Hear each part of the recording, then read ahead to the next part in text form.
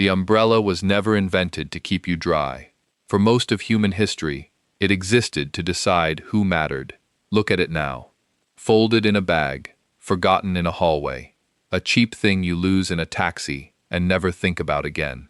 It is one of the most ordinary objects on Earth. You own one without remembering where it came from. You open it without a single thought. And for 4,000 years, it was one of the most dangerous symbols a human being could hold. Kings killed to control who could raise one. Empires wrote laws around it. Religions made it holy. And in the modern age, a government used it to murder a man in cold blood on a public street. None of that was about rain. To understand why, we have to go back. Long before rain ever entered the story, the oldest umbrellas were not umbrellas at all. They were parasols. And their first job was not water, it was shade. In the ancient world, shade was not comfort. Shade was power. Picture the deserts of Egypt more than 3,000 years ago. The sun ruled everything. It cracked the earth. It bleached the stone. It burned the skin of anyone who worked beneath it. Most people had no escape from it. They lived their whole lives exposed. But under that same sun, one small patch of shadow moved through the crowd. It followed a single man wherever he walked. The pharaoh. Egyptian parasols were simple at first. Palm leaves and feathers, fixed to a long pole. A servant held it high above the ruler's head, and that shadow became a moving throne.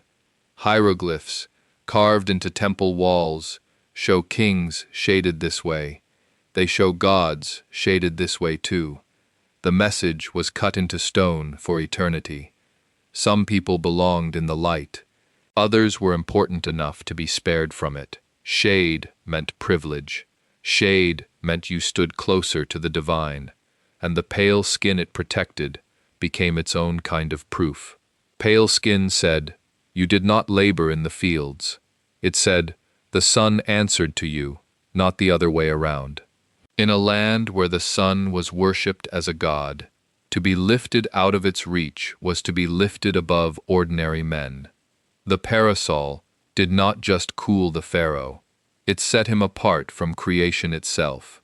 Everyone else stood in the glare of heaven. He alone walked in his own private shadow. And the pharaohs were not alone. Travel east to the kingdom of Assyria. There, the parasol became a rule of the court. Only the king could stand beneath one. Not a noble, not a general, not a priest.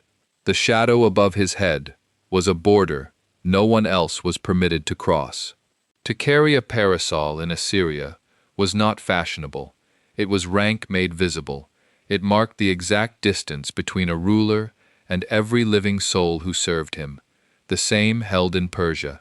Stone carvings that survived the centuries show monarchs attended by shade, and the shade belonged to them alone.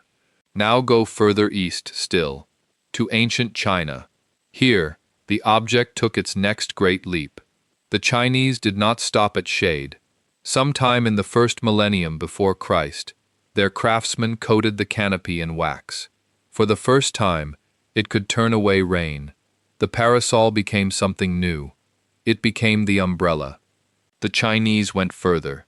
They built the folding frame, the collapsing mechanism that we still use to this day. Records of these designs reach back 2,000 years. The very shape of the object we carry now was born in China, in silk and bamboo. But even then, it was never about the weather. In China, the umbrella climbed straight into the machinery of the state. Rank was written in cloth. The higher your station, the more tiers your umbrella could hold. An ordinary official had one layer. A powerful one had more. Colors were controlled too. Some hues could be raised only by certain ranks. To break that code was to break the law. At the very top stood the emperor. His umbrella rose in 4 great tiers above his head, red and yellow, colors reserved for the imperial family alone.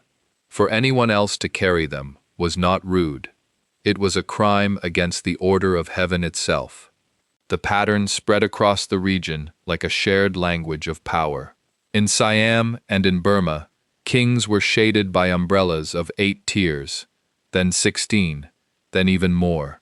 The number of layers became a measurement of majesty. You could read a man's exact place in the world by counting the roofs above his head. The more tiers, the closer to the throne. The closer to the throne, the closer to God. To this day, the throne of Thailand sits beneath a royal umbrella of 9 tiers. It is not a decoration. It is a piece of the crown. A canopy is still part of what makes a king a king. Think about what this means. Across separate civilizations, thousands of miles apart, with no shared language and no shared border, the same object carried the same silent law. The umbrella did not shelter the body. It announced the person beneath it. It told the world who stood near the gods and who stood in the dirt. And then the object crossed into another world entirely, the world of faith. In India, the parasol became sacred. It was given a name, the chhatra. It became one of the great auspicious symbols shared across Hinduism, Buddhism, and Jainism. Gods were shown beneath it. Holy figures were shown beneath it. To hold a parasol above a deity was not decoration.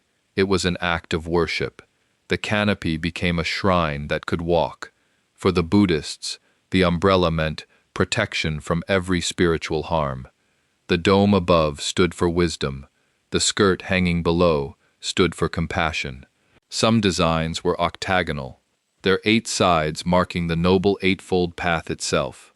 Shelter itself was lifted into something holy. The simple act of putting a roof over someone became a symbol of the sacred. In India and beyond, the umbrella was even understood as the vault of heaven made small.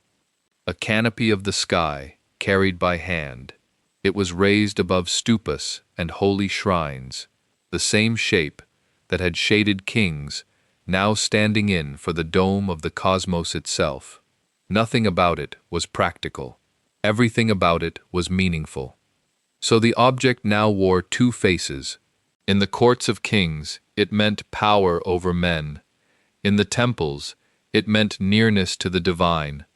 Both meanings pointed in the same direction, upward, toward whatever rules above you, whether that was a throne or a heaven. Now hold that idea, because everything is about to invert. Move west, to Europe, and watch the great symbol begin to slip. The parasol reached Greece and Rome through trade routes from the east. But something changed in the crossing.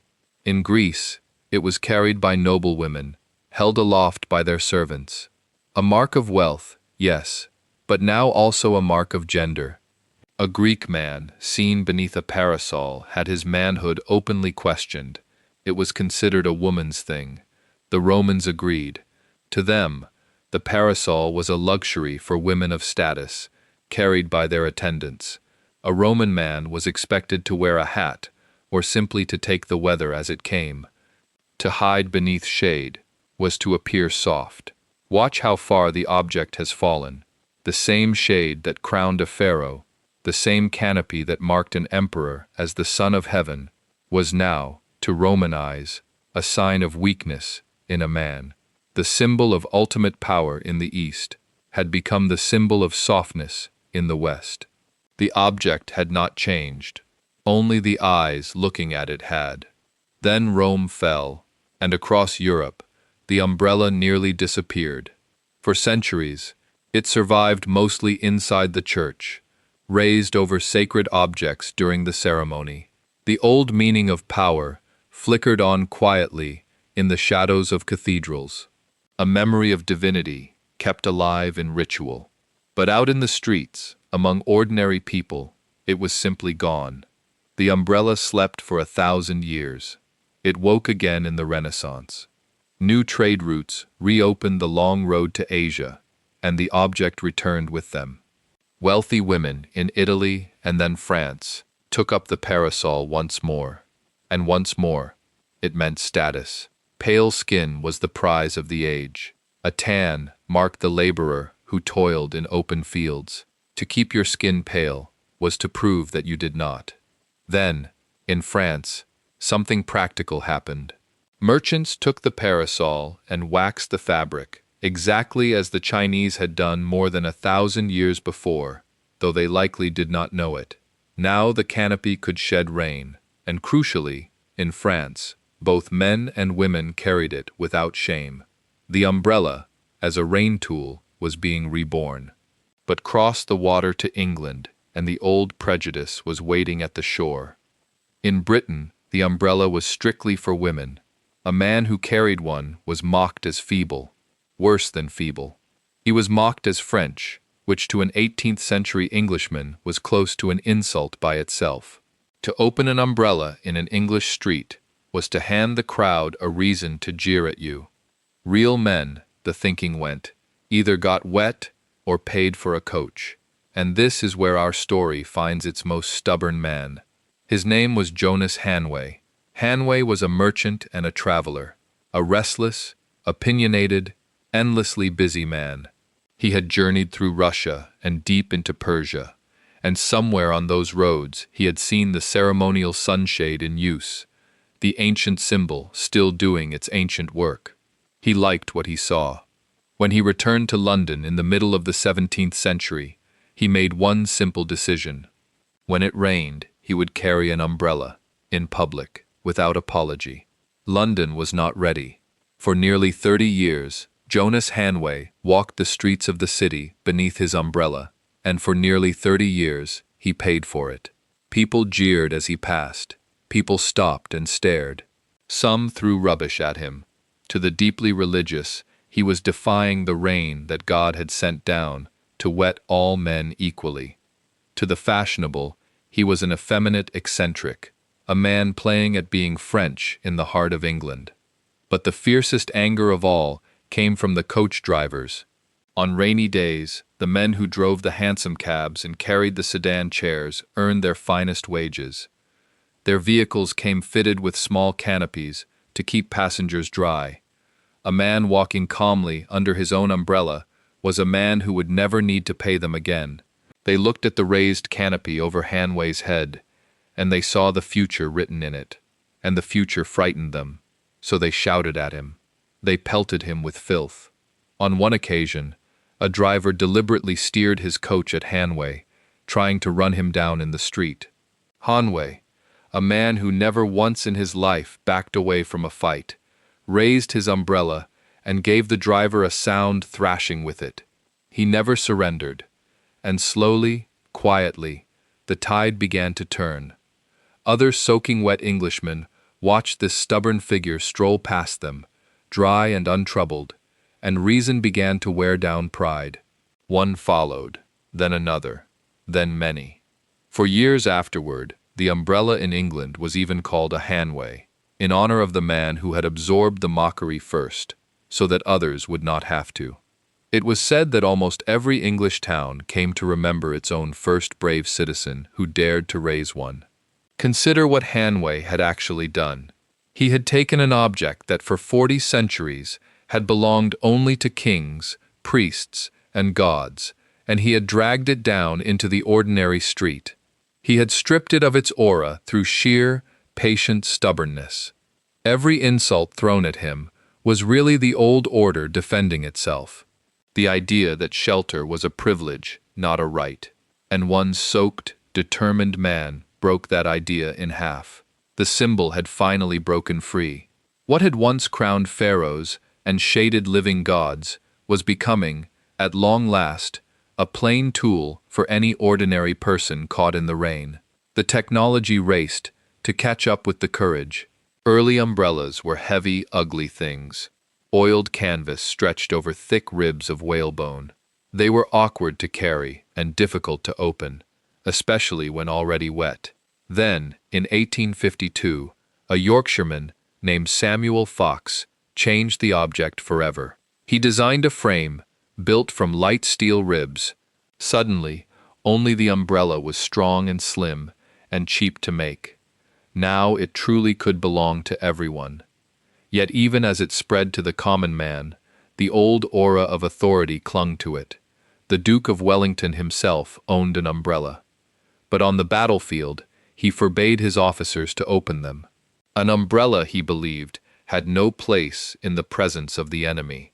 Even a hero of the age understood that the object carried a meaning that had nothing to do with rain. And so, the 4,000-year meaning finally collapsed.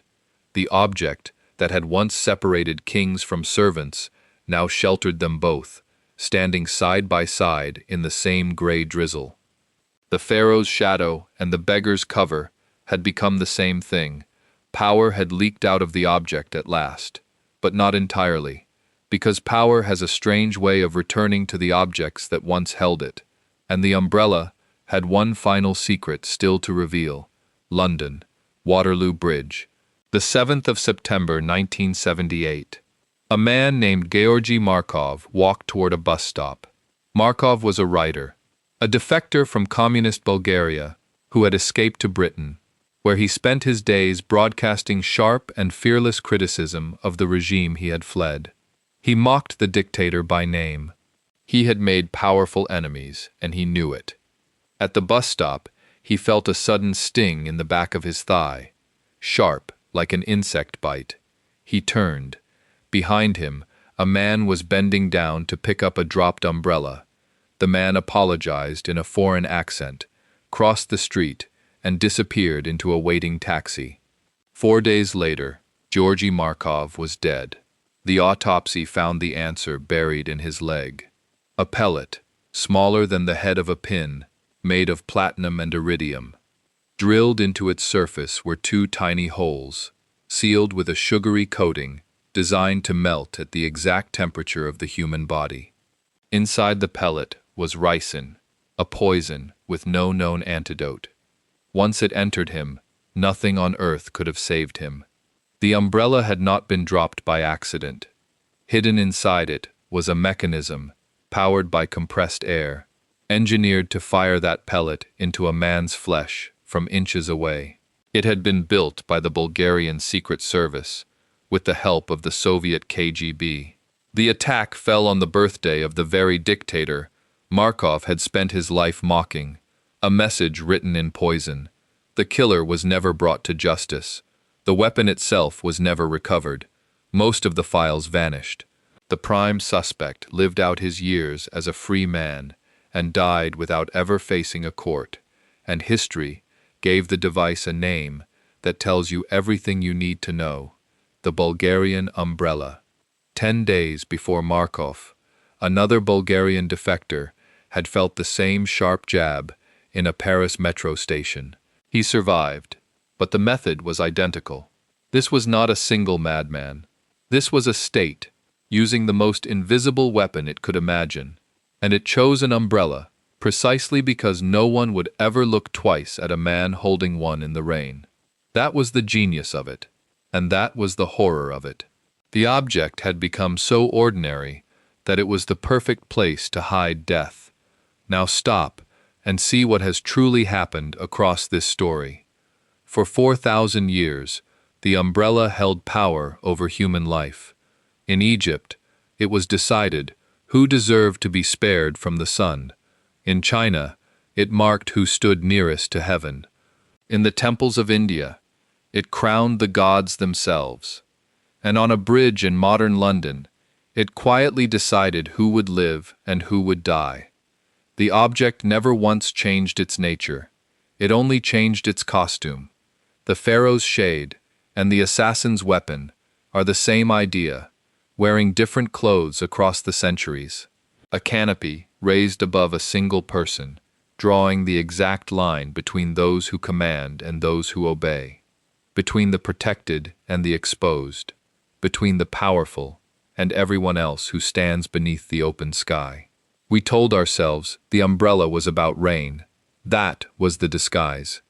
And it was the most convincing disguise in the entire history of objects, because it made itself so ordinary, so cheap, so easy to lose, that we finally stopped looking at it altogether. The greatest trick the umbrella ever played was convincing the world it was nothing. But it was nothing. It was the first crown. the first shrine, the first weapon disguised as a shelter. So the next time you open one, feel its true weight in your hand. You are holding 4,000 years of kings and gods and killers. You are raising the oldest symbol of power ever placed above a human head, and you are using it to stay dry.